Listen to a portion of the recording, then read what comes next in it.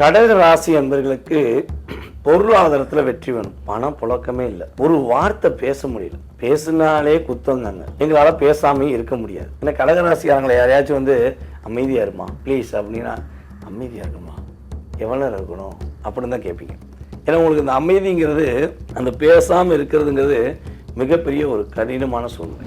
அம்மா மேலே பாசம் வைக்கிற ஒரு 100% ராசினா அது கடகராசி. அம்மா மேலே உண்மையான பாசம் வச்சு வாழ்க்கையில் பயணிக்கக்கூடிய தன்மை உங்களுக்கு உண்டு. அம்மாவை யாரெல்லாம் மிஸ்யூஸ் பண்ணுறாங்களோ கடகராசிக்காரங்க மிஸ்யூஸ் பண்ண மாட்டீங்க. இருந்தாலும் ப்ளஸ் உண்டு மைனஸ் உண்டு தானே. அப்போ யாரெல்லாம் தன்னுடைய தாயை கஷ்டப்படுத்துகிறார்களோ அதில் கடகராசி அன்பராக இருந்தால் அவங்க வாழ்நாளில் 7 ஜென்மம் பாதிப்படைவீங்க. ஓகேவா? உங்களுக்கு அவங்கள பிடிக்குதோ பிடிக்கலையோ, அவங்க மேலே அவங்க உங்களை கேர் பண்ணுறாங்களோ பண்ணலையோ, என்னைய பொறுத்தவரை கடகராசி என்பவர்கள் தன்னுடைய தாயிடம் ஒரு மதிப்பும் மரியாதையும் மிகப்பெரிய அளவு கடந்த அன்பும் வச்சிருக்கணும் அப்படிங்கிறது பொதுவாக உங்களுடைய ராசிக்கான ஒரு விஷயம். கணவன் மனைவி உறவுல கொஞ்சம் டைம் அதிகமாக செலவழிக்க வேண்டிய சூழ்நிலை இந்த மாதம் உண்டு. செலவழிச்சிங்க, என் மனைவிக்காண்டி இந்த மாதத்துல நான் கொஞ்சம் டைம் அதிகமாக ஒதுக்கினேன், என் கணவருக்காக நான் கொஞ்சம் அதிகமாக அன்பு காட்டி டைம் ஒதுக்கினேன் அப்படிங்கிற செயல்பாடு யாரெல்லாம் கடகராசிக்காரர்கள் ஆணாக இருந்தால் பெண்ணுக்கும், பெண்ணாக இருந்தால் ஆணுக்கும் பயன்படுத்துகிறீர்களோ அனைவருக்குமே ஒரு அன்பும் பாசமும் பொக்கிஷமாக கொடுக்கக்கூடிய சூழ்நிலை இந்த மாதத்தில் நிறைய கிரகங்கள் உங்களுக்கு சாதகமா இருக்கு.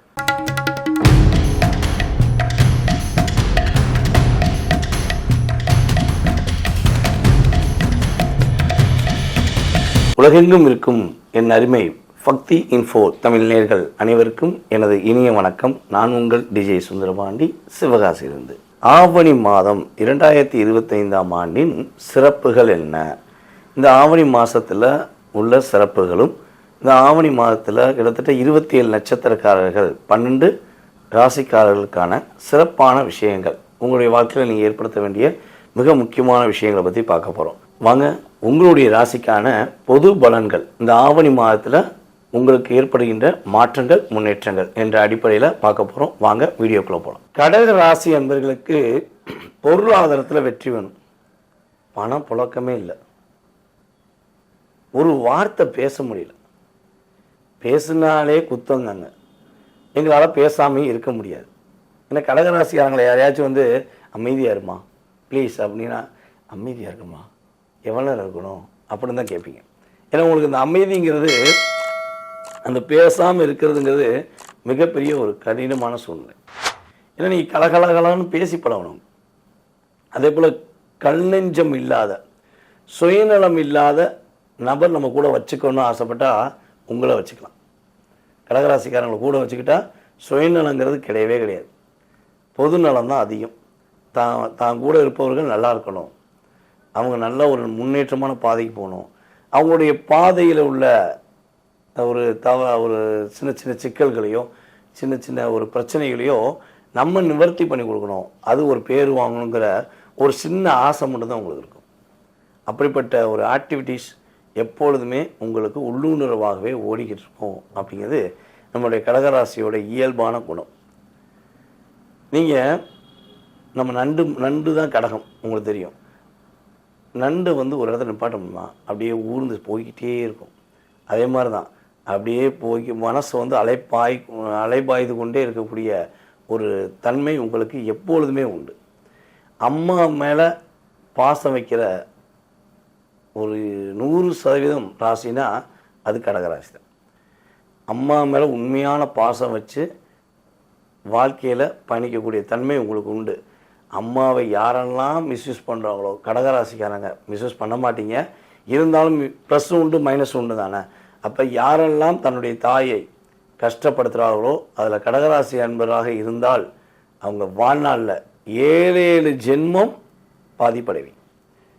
ஓகேவா? உங்களுக்கு அவங்கள பிடிக்குதோ பிடிக்கலையோ, அவங்க மேலே அவங்க உங்களை கேர் பண்ணுறாங்களோ பண்ணலையோ, என்னைய பொறுத்தவரை கடகராசி என்பவர்கள் தன்னுடைய தாயிடம் ஒரு மதிப்பும் மரியாதையும் மிகப்பெரிய அளவு கடந்த அன்பும் வச்சுருக்கணும் அப்படிங்கிறது பொதுவாக உங்களுடைய ராசிக்கான ஒரு விஷயம். ஓகேவா?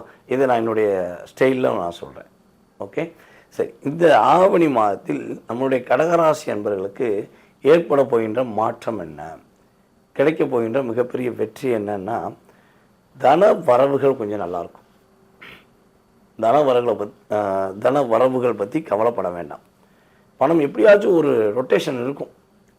ரொம்ப கஷ்டமாக இருக்குது, இறுக்கி பிடிச்ச மாதிரி இருக்குது, அப்படியே லூஸ் விடும். போ, அங்கே போய் பணம் கிடைக்கும், போய் வாங்கிக்கும்.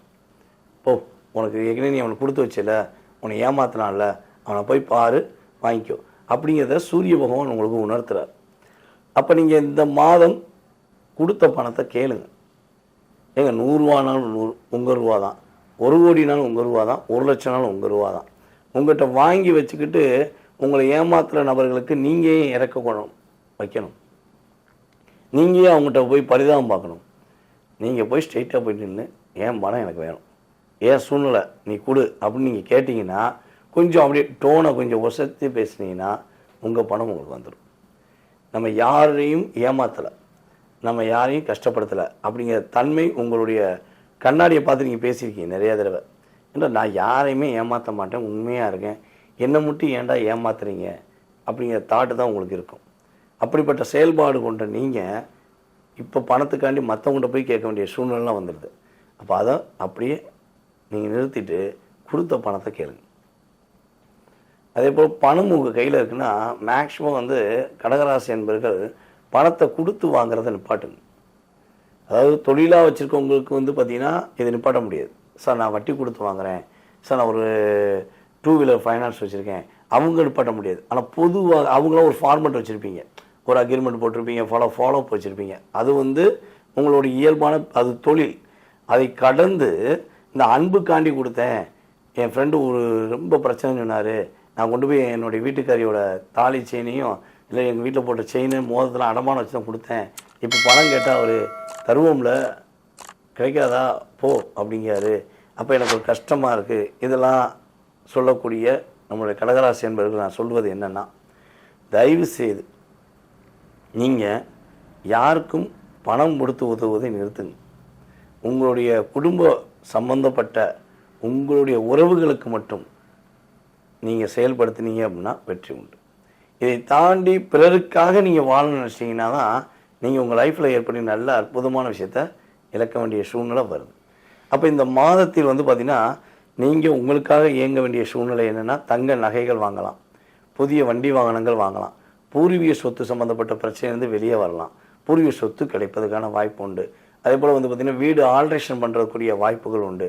கொஞ்சம் பார்த்திங்கன்னா கொஞ்சம் வெளியூர் போய்ட்டு வரலாமா, லாங் ட்ரைவ் போகலாமா மாமு அப்படிங்கிற மாதிரி உங்கள் வீட்டுக்காரி உங்களை கூப்பிடுவாங்க, இல்லை நீங்கள் உங்கள் வீட்டுக்காரமாக கூப்பிட்றதுக்கான வாய்ப்பு உண்டு. அப்போ கணவன் மனைவி உறவில் கொஞ்சம் டைம் அதிகமாக செலவழிக்க வேண்டிய சூழ்நிலை இந்த மாதம் உண்டு. செலவழிச்சிங்க, என் மனைவிக்காண்டி இந்த மாதத்தில் நான் கொஞ்சம் டைம் அதிகமாக ஒதுக்கினேன், என் கணவருக்காக நான் கொஞ்சம் அதிகமாக அன்பு காட்டி டைம் ஒதுக்கினேன் அப்படிங்கிற செயல்பாடு யாரெல்லாம் கடகராசிக்காரர்கள், ஆணாக இருந்தால் பெண்ணுக்கும், பெண்ணாக இருந்தால் ஆணுக்கும் பயன்படுத்துகிறீர்களோ அனைவருக்குமே ஒரு அன்பும் பாசமும் பொக்கிஷமாக கொடுக்கக்கூடிய சூழ்நிலை இந்த மாதத்தில் நிறைய கிரகங்கள் உங்களுக்கு சாதகமாக இருக்குது. ஓகேவா? அதை பயன்படுத்த வேண்டியது, அதை செயல்படுத்த வேண்டியது யாருடைய பொறுப்புனா உங்களுடைய பொறுப்பு. இந்த மாதத்தில் கடகராசியில் காதல் என்ற விஷயங்களில் போய் மாட்டாமல் இருந்துட்டீங்கன்னா நல்லா இருப்பீங்க. காதல் பண்ணிக்கிட்டு இருக்கேங்க, என் லவர் என்னை அங்கே கூட்டாரு, என்னுடைய நான் விரும்புகிற பொண்ணு என்னை அங்கே கூட்டா, நான் இங்கே போகிறேன் அங்கே போகிறேன்னு சொல்லி போனீங்கன்னா கொஞ்சம் கவனமாக இருங்கள்.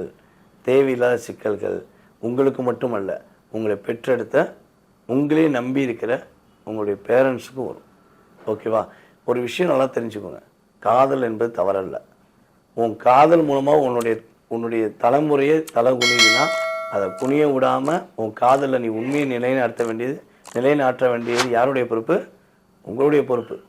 அப்போ அதை தாண்டி எனக்கு காதல் தான் முக்கியம், எனக்கு நான் உண்மையாக என்னை லவ் பண்ணுறாரு, என்னை உண்மையாக லவ் பண்ணுறா, நான் லவ்வர்ஸை தேடி போயிடுறேன் அப்படின்னா, உன்னையே உண்மையாக நம்பின உன்னுடைய தாயையும் தகப்பனையும் நீ தவிக்க விடும்போது அப்புறம் எப்படி நீ உண்மையான ஒரு ஆளை போய் செலக்ட் பண்ண முடியும்? புரியுதா? அதனால் என்ன சொல்கிறேன்னா, உன்னுடைய காதல் உண்மையாக இருந்தால், உண்மையான அன்பு இருக்குன்னா நீ அதை நிலைநிறுத்துவதற்கான ஒரு வாய்ப்பை ஏற்படுத்து. பேரண்ட்ஸை புரிய வைங்க, புரிய வச்சு நீங்கள் கண்டிப்பாக கல்யாணம் முடிங்க. கஷ்டப்படுத்தாமல் கல்யாணம் முடியும். புரிய வைக்கிறீங்களோ இல்லையோ, முடிஞ்சளவு கஷ்டப்படுத்தாமல் கல்யாணம் முடிக்க வேண்டியது யாருடைய பொறுப்பு? உங்களுடைய பொறுப்பு தான். இது பொதுவாக எல்லாருக்கும் சொல்ல வேண்டியது. நான் உங்களுக்கு சொல்கிறேன். ஸோ பயன்படுத்திக்கோங்க. ஒரு நல்ல அற்புதமான ஒரு பொருளாதார வெற்றி உங்களுக்கு கிடைக்க போது. வாழ்க வளமுடன். நேர்களே, தற்போது வரை ஆவணி மாதத்தின் சிறப்பான பலன்கள், உங்களுடைய எதிர்காலம் சம்பந்தப்பட்ட விஷயங்களை தெளிவாக பார்த்துருக்கோம். நம்மளுடைய சேனலில் போட்ட அத்தனை விதமான பதிவுகளும் பொறுமையாக பார்த்துருக்கீங்க. அதுவும் உங்களுடைய ராசிக்கான பலன்கள் வீடியோ வந்தோடனே நீங்கள் எவ்வளோ ஆதரவு கொடுக்கீங்கிறத நான் கண்கூட பார்க்குறேன். ரொம்ப மகிழ்ச்சியாக இருக்குது. திரும்பவும் சொல்கிறேன், என்னால் இந்த கிரகங்களுடைய பிரபஞ்ச சக்தியினால் நான் உங்களுக்கு 20% சொல்கிறதுக்கான பாக்கியம் ராசி பலனில் கிடச்சிருக்கு. இதை தாண்டி உங்களுடைய மனசில் நிறைய கேள்விகள் இருக்கலாம், நிறைய விஷயங்கள் தெரிஞ்சுக்கணும்னு ஆசைப்படலாம். அதனுடைய அத்தனை விதமான செயல்பாடும் நீங்கள் தெரிஞ்சுக்கணும். ஜாதகமே இல்லாத சூழ்நிலையில் இருக்கவங்க கூட தெரிஞ்சுக்கணும்னு ஆசைப்பட்டீங்கன்னா கீழே உள்ள வாட்ஸ்அப் நம்பருக்கு நீங்கள் என்ன பண்ணுங்கன்னா உங்கள் டீட்டெயில்ஸ் அனுப்பிவிடுங்க.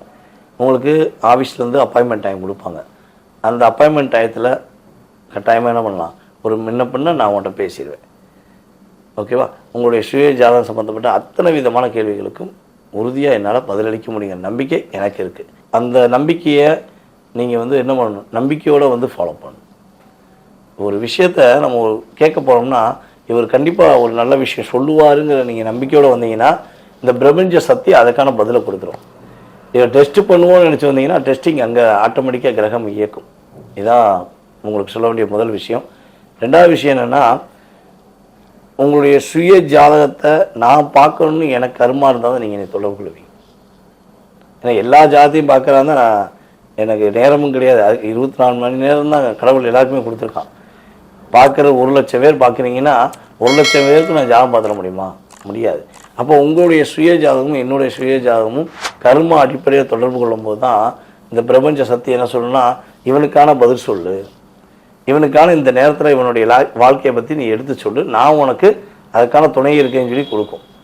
அப்படி யாருக்கெல்லாம் ஒரு பிரபஞ்ச சக்தி இயங்குதோ அத்தனை நபர்களுமே தொடர்பு கொள்கிறீங்க, இனிமேல் தொடர்பு கொள்ளுவீங்க என்ற நம்பிக்கையுடன் என்னுடைய இந்த வீடியோ பதிவை உங்களுடைய பொன்னான நேரத்தில் நீங்கள் ஒதுக்கி அதற்கான நேரத்தை கொடுத்ததுக்கு எனது மனதார பாராட்டுகளையும் மனதார என்னுடைய மகிழ்ச்சியும் நான் உங்களுக்கு தெரிவித்துக்கொண்டு உங்களிடமிருந்து விடைபெறுவது உங்களுடைய DJ சுந்தரபாண்டி, சிவகாசியிலிருந்து.